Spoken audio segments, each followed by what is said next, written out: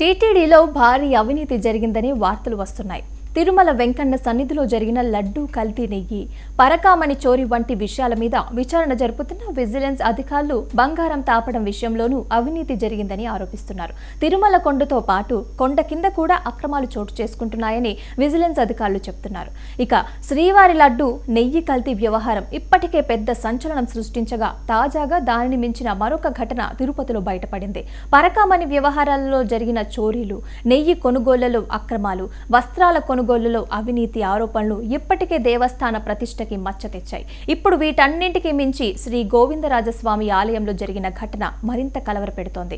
పరకామణిలో చోరీ, కల్తీ నెయ్యి, వస్త్రాల కొనుగోలులో అవినీతి అంశాల మీద విచారణ జరుగుతుండగానే తాజాగా తిరుపతిలోని శ్రీ గోవిందరాజస్వామి విమాన గోపురం పనుల్లోని అవినీతి జరిగిందని అనుమానిస్తున్నారు. విమాన గోపురం పనులలో 50 కిలోల బంగారం మాయమైందనే ఆరోపణల మీద విజిలెన్స్ విభాగం లోతుగా విచారణ చేపట్టింది. వైసీపీ పాలనలో తిరుమల తిరుపతి దేవస్థానంలో భారీ అవినీతి జరిగిందన్న ఆరోపణల మీద ఏపీ కూటమి ప్రభుత్వం విచారణకి సిద్ధమవగా విజిలెన్స్ అధికారులు కీలక అంశాలని వెలుగులోకి తీసుకొస్తున్నారు. ఇప్పటికే తిరుమల వెంకన్న సన్నిధిలో లడ్డూ కల్తీ నెయ్యి, పరకామణి చోరీ, వస్త్రాల కొనుగోళ్లలో అవకతవకల మీద విచారణ కొనసాగుతున్న నేపథ్యంలో తాజాగా తిరుపతిలోని శ్రీ గోవిందరాజస్వామి వారి ఆలయ విమాన గోపురం పనుల్లోని అవినీతి జరిగిందన్న అనుమానాలు బలపడుతున్నాయి. ఈ వ్యవహారంలో సుమారుగా 50 కిలోల బంగారం మాయమైందన్న ఆరోపణల మీద విజిలెన్స్ విభాగం లోతైన విచారణ చేపట్టింది. అంతేకాకుండా విమాన గోపురం మీద ఉన్న సుమారుగా 30 విగ్రహాలు ధ్వంసమైన విషయం కూడా వెలుగులోకి వచ్చింది.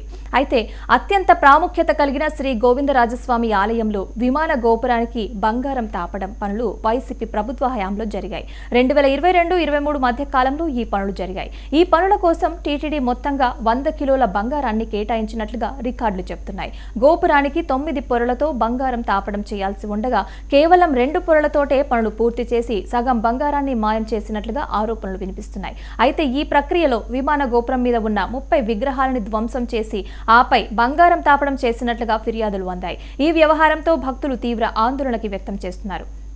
ఈ విషయాలేమీ బయటకి రాకుండా అప్పటి TDP chairman YV Subba Reddy, EO Dharma Reddy కప్పిపుచ్చారని ఆరోపణలు వెల్లువెత్తుతున్నాయి. అంతేకాకుండా విమాన గోపురం పనులకి అసలు కాంట్రాక్టర్లకి కూడా సబ్ లీజు కింద మరొక 2 పనులు అప్పగించినట్లుగా దేవస్థాన అధికారులు అప్పట్లోనే ఫిర్యాదులు అందించినట్లుగా కూడా తెలుస్తోంది. అయితే ఆ సమయంలో వాటి మీద సరైన చర్యలు తీసుకోలేదన్న విమర్శలు కూడా ఉన్నాయి. ప్రస్తుతం ఈ అన్ని అంశాల మీద టీటీడీ విజిలెన్స్ అధికారులు సమగ్ర విచారణ చేపట్టారు.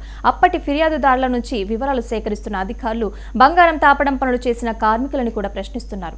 ఎన్ని విగ్రహాలు ధ్వంసం చేశారు, ఎంత బంగారం ఉపయోగించారు, మిగిలిన బంగారం ఎక్కడ ఉందనే కీలక ప్రశ్నలకి సమాధానాలు వెతుకుతున్నారు. ఈ వ్యవహారం పూర్తిగా వెలుగులోకి వస్తే తిరుమల దేవస్థానంలో గతంలో జరిగిన అక్రమాల మీద మరింత స్పష్టత వచ్చే అవకాశం అయితే ఉందని భావిస్తున్నారు. ఇక తిరుమల తిరుపతి దేవస్థానం వంటి అత్యంత పవిత్రమైన స్థలంలో అక్రమాలు చోటు చేస్తుంటే ఎంత నష్టం జరుగుతుందో గత ప్రభుత్వ కాలంలో జరిగిన పరిణామాలు స్పష్టంగా అర్థమవుతోంది.